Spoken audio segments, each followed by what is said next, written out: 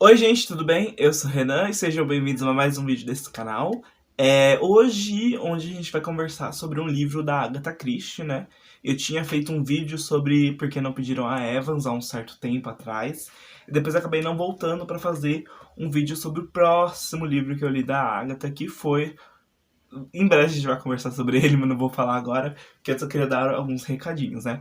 A minha ideia é que esses vídeos sobre a Agatha saiam uma vez por mês, pelo menos, até eu conseguir chegar ali onde o Clube da Rainha tá, né? Porque pra você que não sabe, esse aqui é um vídeo justamente inspirado no Clube da Rainha, né? Porque eu estou participando do Clube da Belle, lendo as obras da Agatha Christie uma obra por mês, né? E aí quero vir aqui comentar sobre o que eu tô lendo durante o percurso aí do clube, tá? Agora voltando, né? Porque esse livro aqui foi do ano passado, do meio do ano passado, mais ou menos. Então, enfim, pelo menos uma vez por mês a gente vai conversar sobre um livro da Agatha por aqui, assim como a gente vai conversar sobre um livro do Stephen King, que é um outro projeto meu aí, que tá saindo. Mas antes da gente começar, não se esquece de deixar seu like aí embaixo e se inscrever no canal, tá bom? Pra você não perder nada que vai sair por aqui. Enfim, o vídeo de hoje a gente vai conversar sobre Uma Porção de Centeio, que é esse livro da Agatha, que eu tenho algum... Eu tenho muitas coisas pra comentar sobre ele, tá? Porque não é um livro que eu adoro, mas também não é um livro que eu odeio, então ele tá na média ali pra mim, mas até esse determinado momento era o livro que eu menos gostava da Agatha, mas a gente vai chegar lá nas minhas opiniões em breve, né? Ele é da década de 50, então já tava mais próximo ali da morte da Agatha, né? Não da aposentadoria, porque acho que ela nunca chegou a se aposentar, mas um pouco ali das obras finais dela, ele já tá um pouco mais perto. Evans estava muito mais pra frente, inclusive. Mas enfim, estamos numa parte mais recente aí da carreira da Agatha. Não tão recente, né? Porque já faz quase 70, não, já faz mais de 70 anos, né? Enfim. E aqui a gente tem a Agatha explorando uma coisa que eu percebi que já é algo muito recorrente aí nas obras dela. Por quanto mais eu vou lendo, mais eu vou percebendo essa similaridade que é tratar sobre venenos, né? Essas mortes por envenenamento. E aqui esse é o ponto principal dessa obra, né? Desse livro. É o que move a narrativa, é a morte desse rico. Que eu vou me arriscar a dizer o nome dele, mas é o Rex Fortescue. Eu não sei se assim se pronuncia. É que na verdade aqui fala Fortescue.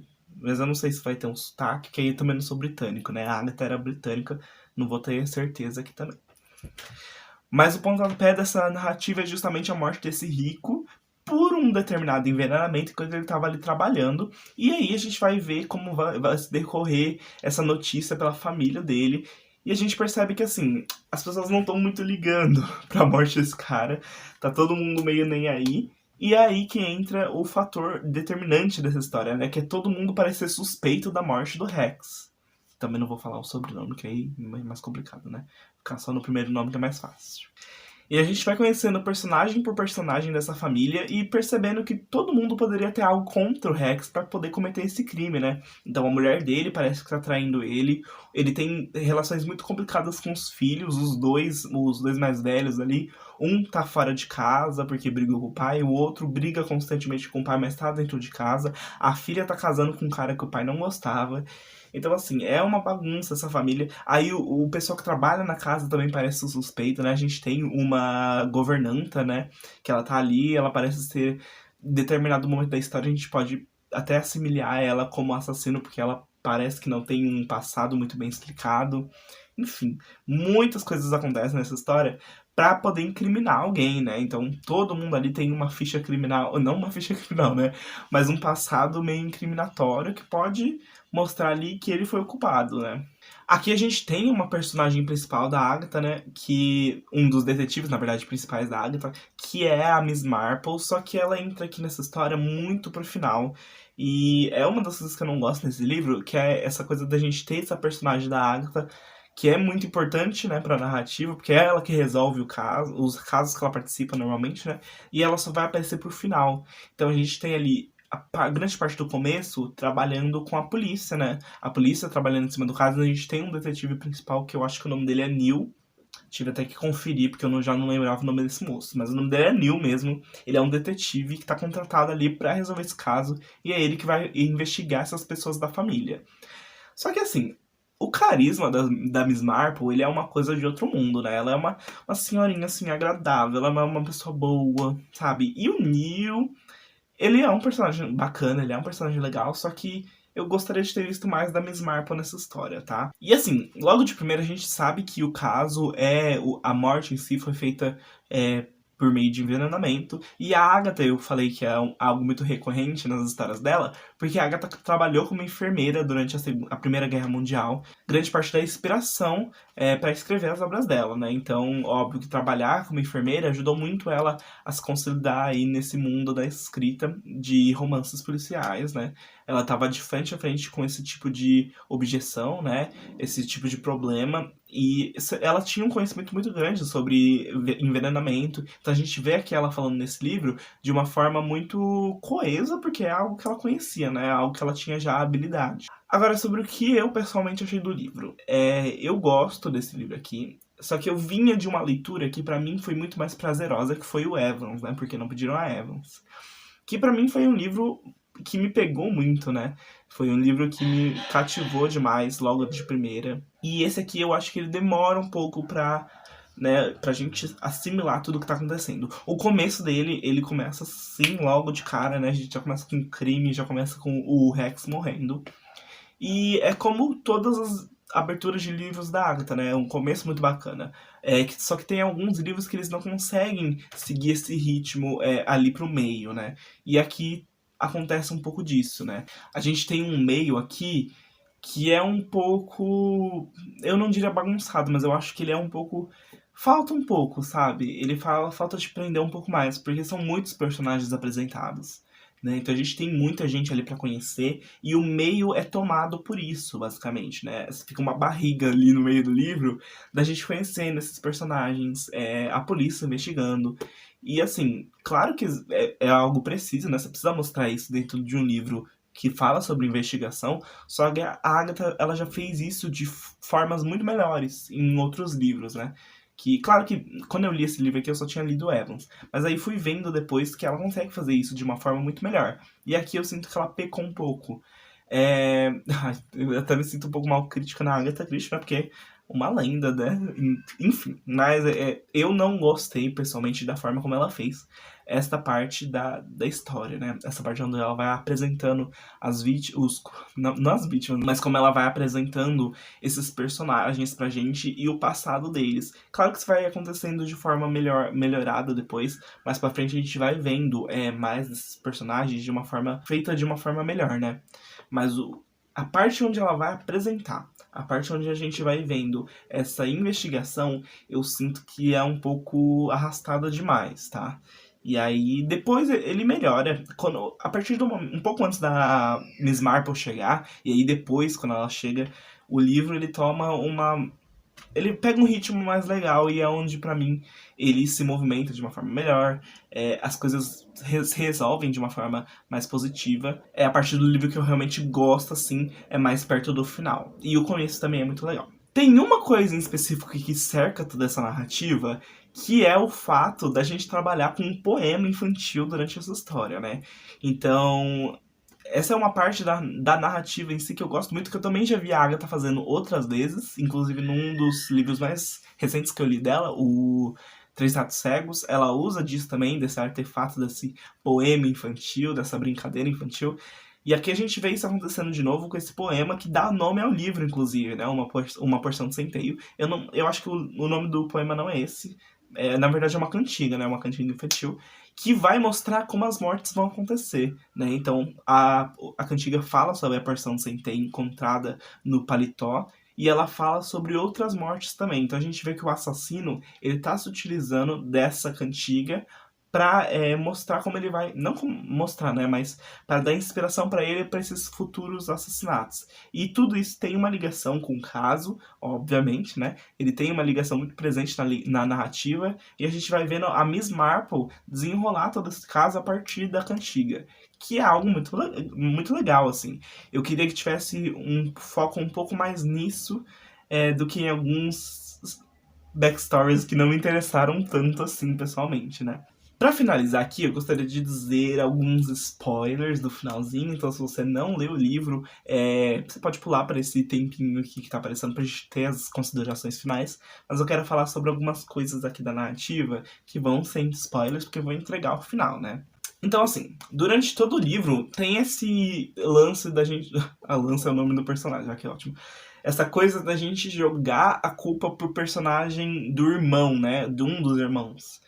E um deles parece muito mais bonzinho e o outro parece muito mais mal, né? Então a gente logo vira todos os nossos olhos pra ação do cara que parece o vilão mesmo, né? O assassino. E aí acontece uma das reviravoltas que eu acho mais interessante na história, que de primeira eu não comprei, porque eu fiquei um pouco embasbacado com o que estava acontecendo, mas depois eu acho que fez todo sentido, porque se você volta, tem sim alguns.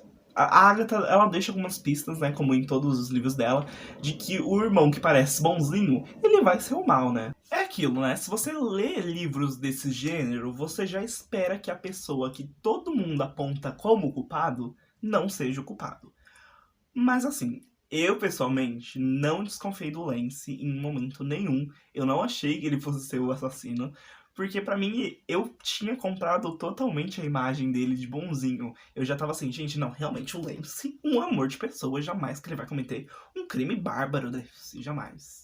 E aí no final ele realmente era o assassino e fez pior, né? Porque a forma como ele matou a menina ali, né, que tava na casa, que era meio uma servente deles, que ele já tinha uma relação passada, a forma como ele mata ela é horrível. A forma como ele engana ela é horrível. E a forma como ele se livra dela de uma forma tão fácil é horrível. Então, assim, é um conglomerado de coisas horríveis que esse cara vai fazendo que eu me assustei demais na hora que eu vi. Porque, assim, eu realmente tinha comprado a imagem dele de bonzinho. Eu tava pensando, nossa, todo mundo da família achando que esse menino é uma pessoa má. O pai achando que ele era ruim. Olha, o menino é super bonzinho. E não era, né? Não era nem um pouco, inclusive. Mas eu cheguei a desconfiar de todo mundo, da velhinha que mora na casa. Eu cheguei a confiar da Mary Dove, que é uma personagem, inclusive, que eu adorei. Eu achava ela muito bacana. Mas eu esperava que ela fosse a vilã e tava gostando disso, tá? Tava esperando que ela fosse a vilã. Porque pra mim ela ia ser uma vilã super carismática, sabe? Já tinha gostado da personalidade dela, então se ela fosse a vilã eu acho que eu ia gostar mais ainda. Só que assim, também gosto da forma como o Lance é apresentado como o assassino aqui nessa história, tá? E a gente chega ali no finalzinho com aquela carta que é enviada pra Miss Marple, que é de cortar o coração, né? Eu vi a resenha da Belle há um tempo atrás falando que ela chorou com essa carta. E eu devo dizer que eu me emocionei bastante, porque eu acho. Porque assim, a inocência que a Gladys ela passa naquela carta pra Miss Marple, né? A forma como ela fala sobre a relação dela com o Lance, como ela tá feliz, como ele é um homem bom, nossa, e aí depois você lembra da forma como ele matou ela. É muito horrível. E eu entendo quem se emocionou a ponto de chorar com essa carta. Porque realmente é de cortar o coração. Eu ainda tava muito embasbacado com o fato do Luiz ser o assassino pra prestar tanta atenção na carta. Mas é realmente muito triste, né? No fim do livro, aquela parte que é meio arrastada ali no começo, eu até relevo ela porque eu gosto dessa parte final dele, né? Por mais que eu tenha não dado uma nota extremamente alta, eu gosto desse livro. Eu tenho ele com um carinhozinho, assim, por ele, sabe? Mas é isso. Minhas considerações finais sobre o livro. Eu acho que ele é um livro bacana. Eu gosto da forma como a Agatha escreve os livros dela, porque mesmo o livro que eu menos gosto, eu ainda consigo me divertir muito. Esse aqui não é o livro que eu menos gosto da Agatha, claro.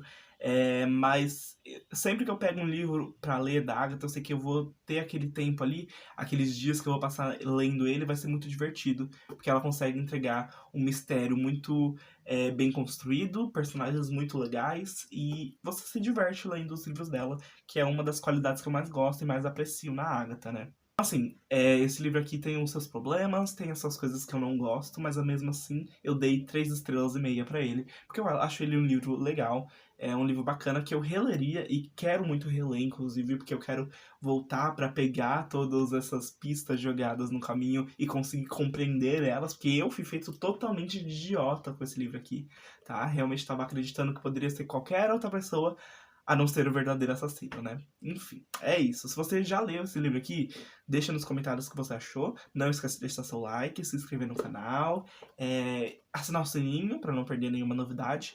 Em breve eu vou trazer um outro vídeo da Agatha. Vou até deixar um spoiler aqui, que o próximo é um livro que eu gosto bastante. É um livro que eu tenho favoritado da Agatha, que é o Um Gato Entre os Pombos, que é um livro e que eu tô muito ansioso pra falar porque eu gosto muito dele. Enfim, vou guardar minha empolgação pra esse próximo vídeo.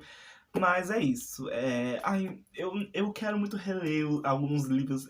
Voltando pra falar desses livros da Agatha, eu sempre tenho a impressão de que eu quero muito relê-los, porque eles são tão divertidos.